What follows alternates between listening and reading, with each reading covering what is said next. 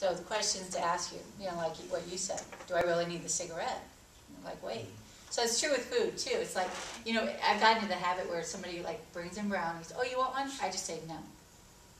Because it's like, I don't, if I say no, they won't offer it again. It won't be at my desk. And I actually keep snacks at my desk. Fiber One bars, 90 calories, has chocolate. And that's, if somebody's eating chocolate or offers me chocolate, that's my option. So I always have those options available. And I try to avoid Gary's office as much as I can. Nancy Teeter, shut the door. Stay away. No, because we're notorious on the 3rd floor. We always have treats. So, yeah, it's always just, do you really want it? It's like I stay out of the kitchen if I know there's food in there. It's tempting. Especially if there's a cookie, because that's my weakness, is a cookie. So, if it's macaroni salad, forget it. No. I can pass on that. Broccoli, yeah, forget it. So, keeping the journal, studies have shown that that's the best way to lose weight. That's the key to Weight Watchers, is journaling everything and counting points. So, I was bad this week. I really haven't been journaling. But it's time to get back into it. So I think that's the key. And I think those little books are great because it fits anywhere.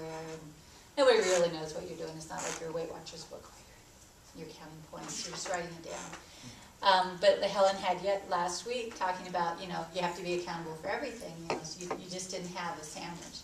You had a sandwich with cheese on white bread, with mayo, and all the extras. So being accountable for everything you ate.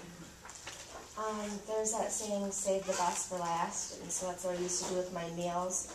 If, say, I was eating lasagna, which is one of my favorites, and then green beans, I would eat the green beans first and save the good lasagna last, and that would always make me want to get another piece because it was so good at the end of my meal. But now I try to eat what I like the least last, and it actually makes me not go back for that second piece of lasagna, because that's the last taste that was in your mouth and makes you less hungry and makes you crave what you like the best less. If that makes sense. That's why dessert's always last, right? Eat your dessert first. And then, of course, tracking your activity, which is key. So, how many people participate in the Still Wellness program where you keep track of your workouts? Come on, everybody. It's just another way to make you accountable. And I've been doing it since, I guess I started kind of like middle of last year. And it's kind of like, I started out, I started with a chart on my wall in my exercise room.